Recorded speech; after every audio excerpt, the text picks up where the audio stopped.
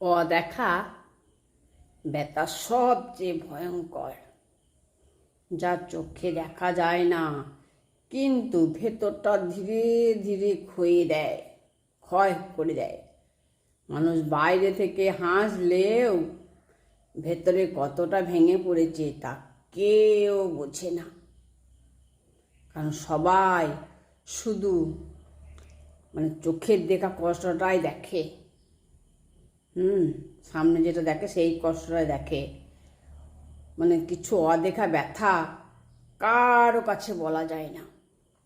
বললে সবাই বুঝবে এমন নয়, কিন্তু তাই অনেকে চুপ করে সহ্য করে যায়, কিছুই হয়নি, কিন্তু ভিতরে ভিতরে ধ্বংস হয়ে যায় প্রত্যেকটা দিন।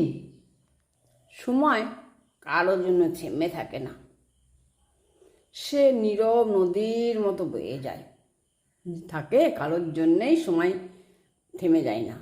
সে আস্তে আস্তে নদীর জল যেমন কুলকুল করে বয়ে যায়, সময়ও ঠিক তার মতো বয়ে চলে যায়।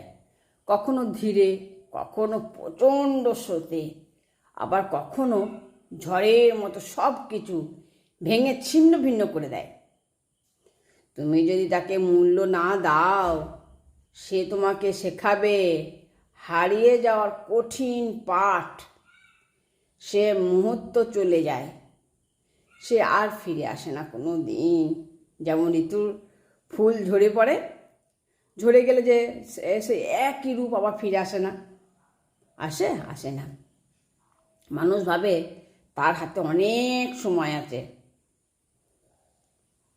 মানুষ সবসময় ভাবে না অনেক সময় আছে, কিন্তু সত্যি হলো সময়ের হাতে মানুষের হাতে সময় নেই, সময়ের হাতেই কিন্তু মানুষ থাকে। তুমি যত দেরি করবে সে তত দূরে সরে যাবে তোমার নাগাল থেকে। তুমি তাকে নাগালই পাবে না, সে তো শুধু চলে যাবে।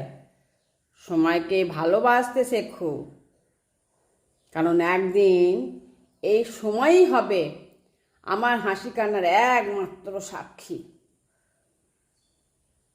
তোমার আমার সকল সাফল্য, ব্যর্থতা আর স্মৃতির একমাত্র ভাণ্ডার। তাই প্রতিটি ক্ষণকে আমি মনে রাখি, এটাই আমার সবচেয়ে বড় সম্পদ, যা একবার হারালে আর ফিরে পাবো না আমি কোনো দিন, তাই নয়?